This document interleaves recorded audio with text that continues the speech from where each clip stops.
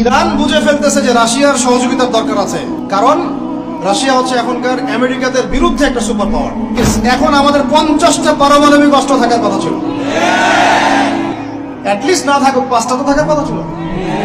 ওরা যদি আমাকে তাক করে রাখে আমিও তাক করে রাখতাম, বেটা তুই মানলে আমি মাইতে দেবো। নবী সাল্লাল্লাহু আলাইহি ওয়াসাল্লাম বলেই গিয়েছিলেন, শেষ জামানায় কাফের মুশরিকরা তোমাদেরকে এমন ভাবে আঁকড়ে ধরবে, ঘিরে ধরবে, যেন দস্তরখানায় সবাই খাবার খেতে বসেছে। সাহাবীরা ওই যুগে বলছিলেন, ইয়া রাসূলুল্লাহ সাল্লাল্লাহু আলাইহি ওয়াসাল্লাম, আমরা কি ওই সময় সংখ্যায় কম হব? অবাক হয়েছিলেন তারা, কারণ ওই সময় তো ইসলামের বিজয়ের যুগ। আমাদের এইরকম অবস্থা হবে যেখানে আমরা 313 মিলে 1000 বদরে ঠেকাই দেই, 700 মিলে উহুদের 3000 ঠেকাই দেই, মুতার যুদ্ধে আমরা কত 3000 নিয়ে 2 লাখকে ঠেকাই দেই। ওই মুসলমানদের এই অবস্থা হবে? সাহাবীরা বলছিলেন অবাক হয়ে। তখন নবীজি বলছেন, হ্যাঁ তোমাদের অবস্থা এরকম হবে, তোমরা সংখ্যায় হবা সমুদ্রের ফেনার মতো, কিন্তু 2টা জিনিস তোমাদেরকে পেয়ে বসবে, এই 2টার কারণেই পরিণতি তোমাদের হবে। এটা আবরাহার যুগ না যে হস্তি বাহিনীকে ধ্বংস করার জন্য তৈরন আবাবিল আসবে, এটা সেই যুগ নয়। এখন আবাবিল আপনাকেই হতে হবে, আমাকেই হতে হবে। কথা কি বুঝতে পারছেন? এটা নিজেদের তাকদীর, নিজেদের ভাগ্য, নিজেদের মানে ভবিষ্যৎ আল্লাহর উপর তাওয়াক্কুল করে তার হুকুম মেনে আমাদেরকেই করতে হবে ইনশাআল্লাহ। পৃথিবীর সমস্ত জুলুম উঠে যাবে ইনশাআল্লাহ। কোনো মাজলুমের অধিকার আর খর্বিত হবে না, প্রত্যেক মাজলুম তার অধিকার ফিরে পাবে ইনশাআল্লাহ। একটা বাচ্চার রক্তের প্রতিশোধ আমরা নিব ইনশাআল্লাহ। একটা বোনের ইজ্জতের বদলা আমরা নিব ইনশাআল্লাহ। একটা ভাই যাদেরকে অন্যায়ভাবে হত্যা করা হয়েছে, এদের রক্তের বদলা আমরা নিবই ইনশাআল্লাহ। আমরা বেঁচে না থাকলে আমার সন্তান নিবে ইনশাআল্লাহ, ও বেঁচে না থাকলে তার সন্তান নিবে ইনশাআল্লাহ। আমরা কিছু ভুলি নাই, ভুলে যাবও না ইনশাআল্লাহ। এই দুনিয়া ততদিন পর্যন্ত ফানা হবে না যতদিন এই দৃশ্য বিশ্ববাসী না দেখছে ইনশাআল্লাহ। তোমাদের যা করার আছে করো, যা ইচ্ছা করতে থাকো। এখন বিশ্বের মুসলমানদের রক্তের হোলি খেলায় মেতেছে, যেখানে মুসলমান সেখানেই নির্যাতন, চায়নায় নির্যাতন, ওইখানে ইয়াতে কি বলবো সিরিয়াতে নির্যাতন, তারপর ইয়েমেনে নির্যাতন, ফিলিস্তিনে নির্যাতন, ইরাকে করে গেল, তারপরে লেবাননে করে, জর্ডানে করতেছে, আরব কান্ট্রিগুলোর মধ্যে, আফ্রিকার কান্ট্রিগুলো, যে কোনো জায়গাতে তাকান দেখুন খালি মুসলমানদের উপর নির্যাতন। এর জন্য শুধু ওরা দায়ী নয়, এর জন্য আমরাও দায়ী। কেন নির্যাতন আসবে না, কেন আল্লাহর গজব আসবে না? কারণ নবী সাল্লাল্লাহু আলাইহি ওয়াসাল্লাম বলেই গিয়েছিলেন, শেষ জামানায় কাফের মুশরিকরা তোমাদেরকে এমন ভাবে আঁকড়ে ধরবে, ঘিরে ধরবে, যেন দস্তরখানায় সবাই খাবার খেতে বসেছে। আমরা সবাই দস্তরখানায় খাবার খেতে বসে যেমন করে বসি একসাথে, ওইভাবে তোমাদের উপর আগ্রাসী হবে এরা। সাহাবীরা ওই যুগে বলছিলেন, ইয়া রাসূলুল্লাহ সাল্লাল্লাহু আলাইহি ওয়াসাল্লাম, আমরা কি ওই সময় সংখ্যায় কম হব? অবাক হয়েছিলেন তারা, কারণ ওই সময় তো ইসলামের বিজয়ের যুগ। আমাদের এইরকম অবস্থা হবে যেখানে আমরা 313 মিলে 1000 বদরে ঠেকাই দেই, 700 মিলে উহুদের 3000 ঠেকাই দেই, মুতার যুদ্ধে আমরা কত 3000 নিয়ে 2 লাখকে ঠেকাই দেই। ওই মুসলমানদের এই অবস্থা হবে? সাহাবীরা বলছিলেন অবাক হয়ে। তখন নবীজি বলছেন, হ্যাঁ তোমাদের অবস্থা এরকম হবে, তোমরা সংখ্যায় হবা সমুদ্রের ফেনার মতো। সমুদ্রে দেখতে পারতেছেন এখন খালি নাম খাওয়া আসতে মুসলিম বাড়তেই আছে, বাড়তেই আছে, সমুদ্রের ফেনার মতো, কিন্তু 2টা জিনিস তোমাদেরকে পেয়ে বসবে, এই 2টার কারণে এই পরিণতি তোমাদের হবে। এক নাম্বার হচ্ছে তোমাদের মধ্যে দুনিয়ার মহব্বত তোমাদেরকে পেয়ে বসবে, আর একটা ওয়াহান তোমাদেরকে ধরে ফেলবে। সাহাবীরা বলছেন, ওয়াহান কি? নবীজি বলছেন, তোমরা আল্লাহর পথে জীবন দিতে চাইবে না, এই ভয়, আল্লাহর পথে জীবন দেওয়ার ভয় তোমাদেরকে পেয়ে বসবে।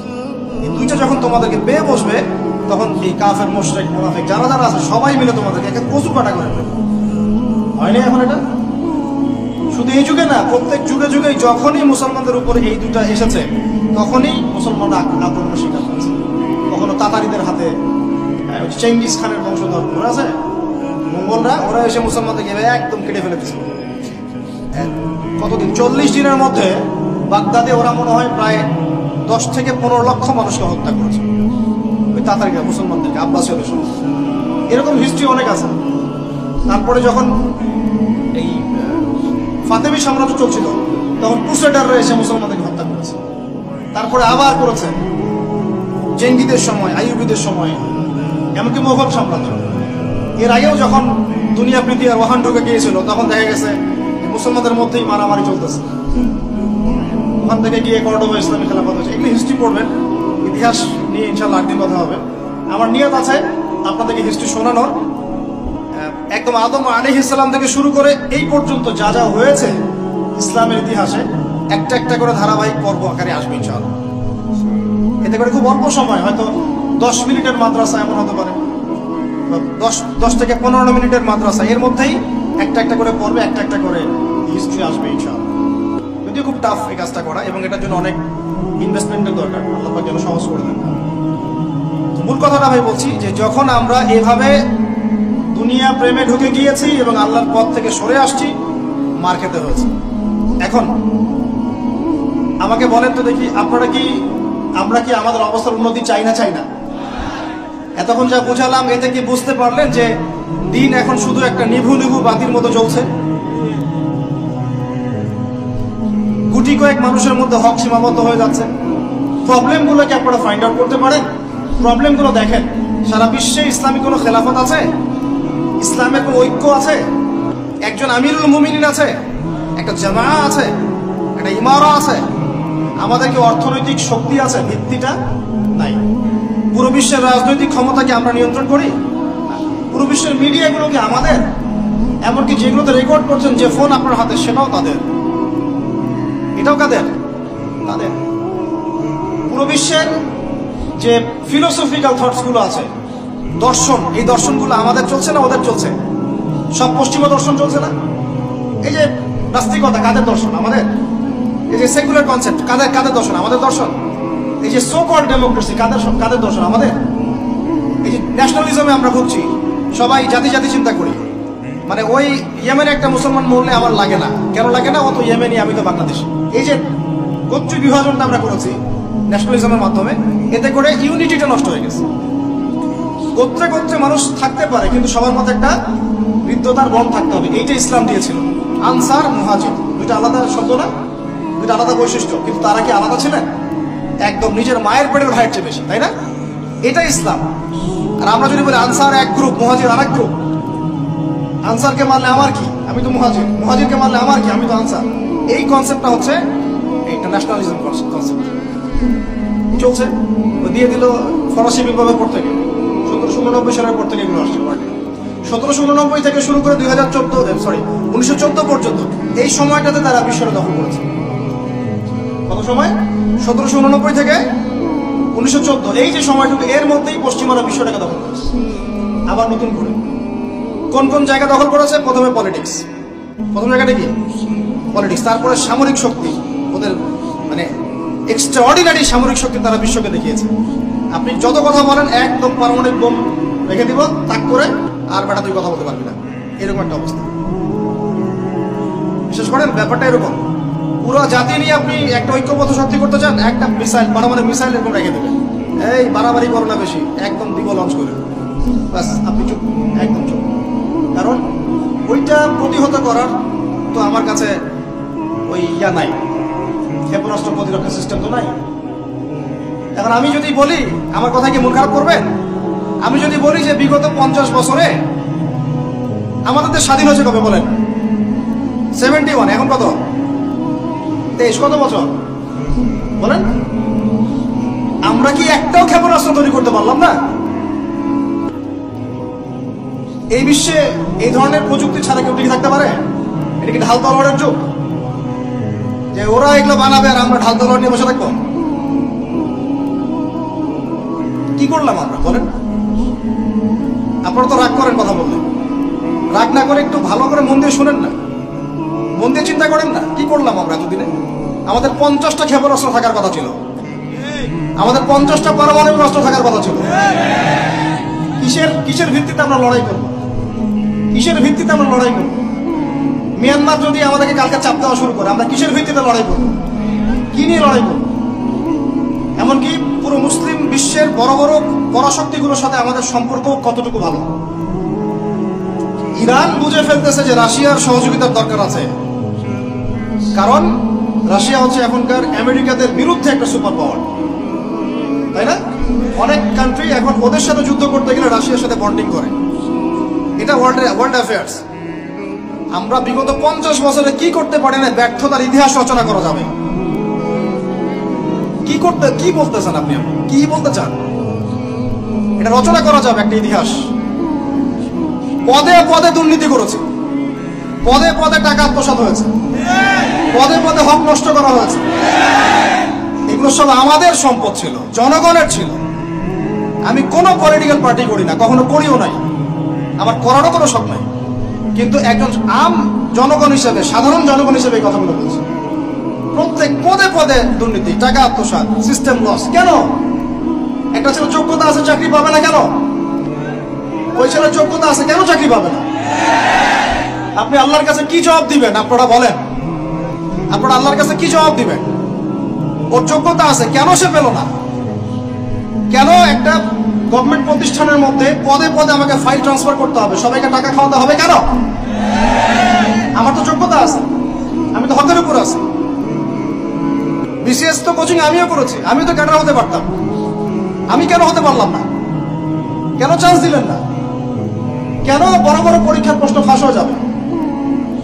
কেন একজন ডক্টর যাকে আমরা আমাদের ট্যাক্সের টাকা দিয়ে আমাদের ভাইরা বেতন দিচ্ছে, ও কেন দেরি করে হসপিটালে আসবে?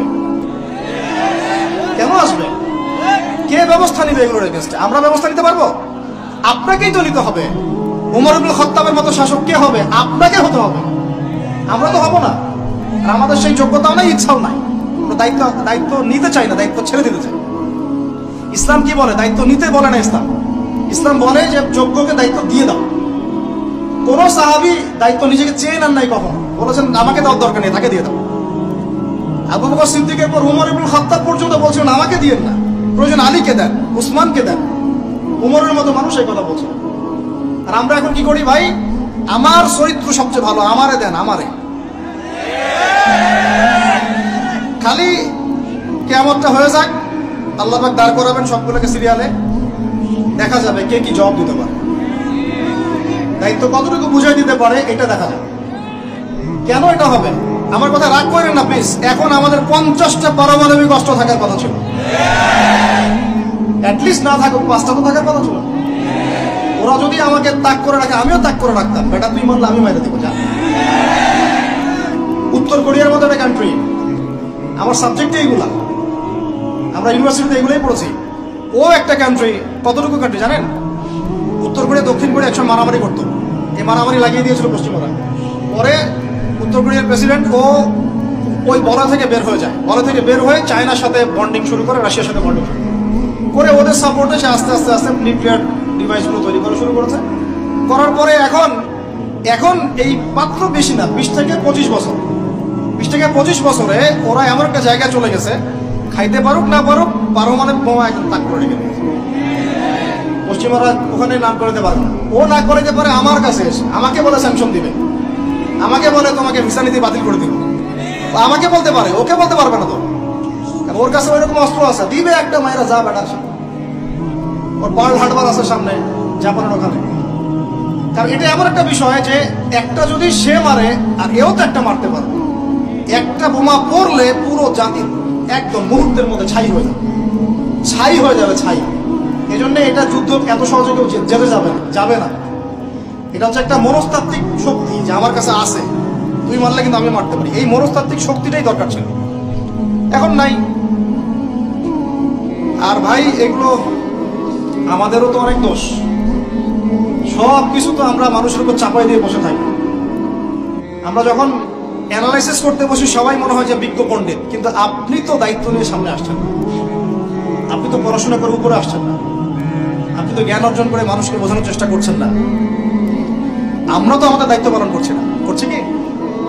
আল্লাহ পাক আমাদের সবাইকে বিচক্ষণ হওয়ার তৌফিক দান করেন। কয়টা সায়েন্টিস্ট তৈরি হয়েছে আমাদের, বলেন কয়টা সায়েন্টিস্ট তৈরি হয়েছে আমাদের জাতির মধ্যে? নাস্তিক তো ভুরি ভুরি তৈরি হচ্ছে। কয়টা সায়েন্টিস্ট তৈরি হয়েছে আমাদের ইউনিভার্সিটিগুলোর মধ্যে? কয়জন অর্থনীতিবিদ তৈরি হয়েছে ইউনিভার্সিটিগুলোর মধ্যে? আমিও তো পড়েছি ইউনিভার্সিটি।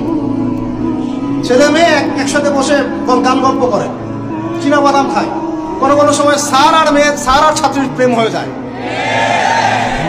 আমি বলছি না কিছুই হয় না, পড়াশোনা তো হয়, সিস্টেম তো অনেক সুন্দর, টাকা পয়সা সরকারি অনেক খাচ্ছেন আপনারা, কিন্তু এখন কথা হচ্ছে গভর্নমেন্টের যে এত টাকা পয়সা খাচ্ছেন, রেজাল্টটা কি দিচ্ছেন? কি জাতীয় উপহার দিচ্ছেন আপনারা? কোন প্রজন্ম উপহার দিচ্ছেন? এগুলো কি গভর্নমেন্ট টাকা আপনারা কি মনে করেন? এই ট্যাক্সের টাকাকে কি মনে করেন? এগুলো মানুষের আমানত, রক্ত ঘাম করা পয়সা। আপনাকে বেতন দেওয়া হচ্ছে, আপনাকে ফ্ল্যাট দেওয়া হচ্ছে, আপনাকে গাড়ি দেওয়া হচ্ছে, ওগুলোর দিকে তো চোখ দেন না। আমরা একটু এক্স করোলা গাড়িতে চললেই একদম নজরদারির মধ্যে চলে আসি। গাড়ি কোথেকে আসলো? আমার গাড়ির দাম তো 6 লাখ টাকা না 7 লাখ টাকা, আপনার গাড়ির দাম তো 50 লাখ টাকা। আর এইগুলো আমাদেরকে মানুষ ভালোবেসে হাতিয়ে দিয়েছে। আপনাকে ভালোবেসে না দিলে আমি কি করতে পারি? আমার কিছু করার আছে? মূল জায়গাগুলো তো আমরা দেখি না। সব সমস্যা ইসলামকে নিয়ে চুলকানি নাকি? খালি ইসলামকে নিয়ে চুলকানি হয়? মূল জায়গায় আসেন। আমি বলেছি, চ্যালেঞ্জ করেছি, একটা মাঠের মধ্যে আপনি সমস্ত সেকুলার মহলের টিচারদেরকে একত্রিত করেন, আপনি উদ্যোগ নিয়ে করেন দেখি, করে সবার কোরআন তেলাওয়াত টেস্ট করেন। আমি চ্যালেঞ্জ করতেছি 10% কোরআন তেলাওয়াত ঠিক থাকবে না। তাদের হাতে আপনি একটা জাতি করতেছেন, তাহলে শিক্ষা তো এই অবস্থা হবেই। ব্যাংলা তো আপনাকে শিখাবে, আর কি শিখাবে? ইসলাম এবং জেনারেল শিক্ষা, ইসলামী শিক্ষা, এইটাকে সমন্বয় করাটা এখন সময়ের দাবি হয়ে গেছে। এই দুটাকে সমন্বয় না করতে পারলে আল্লাহর কসম এই জাতিকে বাঁচাতে পারবেন না আপনি। এখন টিকটক দেখতেছেন, সামনে কোন টাকা আসবে আল্লাহ ভালো জানে, আল্লাহ ভালো জানে। এখানে আপনার ঘরেও তো দেখবেন যে একটা অপদার্থ পয়দা হয়ে গেল। কত এরকম ছেলে তার বাবা মাকে বৃদ্ধাশ্রমে পাঠিয়ে দিল, সন্তানের হাতে মা খুন হলো। এই তো কয়েকদিন আগে এক পুলিশ অফিসার খুন হয়েছিল এক সন্তানের হাতে, মনে নাই আপনাদের এগুলা? তাহলে আমরাই তো আমাদের ঘরে সাপ তৈরি করতেছি। ভাববেন না যে এগুলোর ফলে শুধু সমাজে একটা প্রভাব বিস্তার হবে, আমার ঘরে কিছু হবে না, কখনো নয়। আমিও এফেক্টেড হব, আমার ঘরেও আসবে। এখন আল্লাহ রাব্বুল আলামিনের কাছে গেলে দোয়া করতে পারি আমরা, আল্লাহ পাক যেন আমাদেরকে এমন যোগ্য ব্যক্তি উপহার দেন আল্লাহর পক্ষ থেকে। যেই হোক সে X Y Z, whoever he is, আমরা কোনো দলের মানুষ না, কোনো পলিটিক্যাল পারসন না। এক্স ওয়াই জেড যে হোক না কেন, আমরা যে সৎ, যোগ্য, ইমানদার মানুষ, সৎ, যোগ্য, ইমানদার মানুষ যারা তাদের এই ক্ষমতাটাকে, এই প্রতিভাটাকে দিনের জন্য কাজে লাগাবে চান, এরকম মানুষ চান না আপনারা? এটা দোয়া করতে হয়, আল্লাহ যেন কবুল করেন। আমি আর আমাদেরকেও হতে হবে আনুগত্যশীল, এবং আমরা শান্তিপূর্ণ কোনো পরিবেশের মধ্যে বিদ্রোহ করতে যাব, কারণ এগুলো করলে রাষ্ট্রের আরো ক্ষতি হয়, উপকার হচ্ছে কি হয়, ক্ষতি বেশি হয়। আমরা দোয়া করব, চেষ্টা চালাবো, আল্লাহ রাব্বুল আলামিনের কাছে মুজাহাদা চালিয়ে যাব, এবং আমরা গঠনমূলক সমালোচনার মধ্য দিয়ে আমরা তাদের কাজের পজিটিভ নেগেটিভ বিষয়গুলো উপস্থাপন করতে পারি। এরপর যদি তারা দাওয়াত কবুল না করে, তাদের কবর তাদের, আপনার আমার কবর আমার, লাকুম দীনুকুম ওয়ালিয়া দীন। ব্যাস, এটা আমাদের দায়িত্ব। এখন আমার কথাটা আমি গুছিয়ে নিব, কনক্লুশনের দিকে একটু আমার দিকে মনোযোগ দেন। আর শেষে গিয়ে আমি আপনাদেরকে 5টা প্রশ্ন করবো। কয়টা ভাই? সেরা 5 জন, যে 5 জন অ্যান্সার দিতে পারবেন তাদের জন্য আমি হাতিয়ে নিয়ে আসছি 5টা বই, আমি আমার পক্ষ থেকে উপহার দেবো, ঠিক আছে? এই যে লেকচারটা দিয়েছি এর উপরেই 5টা প্রশ্ন হবে ইনশাআল্লাহ। দেখবো কে কতটুকু লেকচার শুনেছেন। কনক্লুশনটা এখন শুনেন। পুরো বিশ্বের প্রেক্ষাপটটা এখন আমাদের অনুকূলে না। আমার সাথে বলেন তো, কি বললাম? পুরো বিশ্বের প্রেক্ষাপটটা আমাদের অনুকূলে না। বিশ্বের বড় বড় সেক্টরগুলো মনে রাখবেন, বড় বড় সেক্টরগুলো হচ্ছে 1 রাজনীতি, 2 ভূ রাজনীতি, 3 অর্থনীতি, 4 সংস্কৃতি, 5 শিক্ষা এবং 6 প্রযুক্তি। কটা বললাম? এই প্রতিটা বিষয় এখন আমরা নিয়ন্ত্রণ করি না, এটাই বাস্তব, এটাই সত্য। কারা নিয়ন্ত্রণ করে? ইসলামের দুশমনরা করে, ইসলামের দুশমনরা করে। তো এরা হচ্ছে এই বিষয়গুলো নিয়ন্ত্রণ করে, প্রতিটা বিষয়, প্রত্যেকটা বিষয়, ব্যাংকিং সিস্টেম থেকে শুরু করে পলিটিক্যাল অ্যাফেয়ার্স, এভরিথিং। আমাদের হাতে কিছু নাই, কিন্তু আমরা বললাম যে ফিউচার ঈসা আলাইহিস সালাম আসবেন এবং এটা কায়েম করবেন, এই তো কনক্লুশন। তাহলে মাঝখানে যে সময়টা বাকি আছে, এই সময়টাতে কাদের হাতে বা কোন বৈশিষ্ট্য ধারণ করতে পারলে আমাদের হাতে ওই বিজয়টা হবে, এই তো প্রশ্ন না? এই না বিষয়টা? লাস্ট 100 বছর থেকে ওরা এই মিশনে হাঁটতে হাঁটতে হাঁটতে মোটামুটি এখন 70-80 ভাগ জায়গায় কিন্তু দখল করে ফেলেছে, ফেলে নাই? ওইটা আরেকটা ইস্যু। এখন মূল কথায় আসেন। তাহলে আমরা ফিউচারটাও জানি, বর্তমানটাও বুঝতে পারছি। মাঝখানে একটা প্রজন্ম দরকার। আমরা যদি আল্লাহর কবুলিয়ত পাই, হয়তো আমরা যদি এই সময়টা পেয়ে যাই, যদি আমরা না পাই আমাদের ফিউচার জেনারেশন, যদি তারা না পায় তাদের ফিউচার জেনারেশন, এভাবে হয়তো চলতে থাকবে। কখন সেই প্রজন্ম আসবে আর কোন বৈশিষ্ট্য তাদের থাকবে? এর আগে আমি জাস্ট আপনাদেরকে দুইটা আয়াত শোনাচ্ছি। এক, আল্লাহ পাক বলছেন ইন তানসুরুল্লাহ ইয়ানসুরকুম, সূরা মুহাম্মাদে আছে, তোমরা যদি আল্লাহকে সাহায্য করো আল্লাহ তোমাদেরকে সাহায্য করবে। আমার সাথে বলেন, তোমরা যদি আল্লাহকে সাহায্য করো আল্লাহ তোমাদেরকে সাহায্য করবে। মানে আল্লাহর কি সাহায্যের দরকার আছে? তোমরা আল্লাহকে সাহায্য করো বলতে তোমরা যদি আল্লাহর দ্বীনকে সাহায্য করো, তোমরা যদি আল্লাহর দ্বীনকে সাহায্য করো আল্লাহ তোমাদেরকে সাহায্য করবেন। ওয়া ইউসাব্বিত আকদামাকুম, তোমাদের পা আল্লাহ পাক শক্ত করে দিবেন ইনশাআল্লাহ।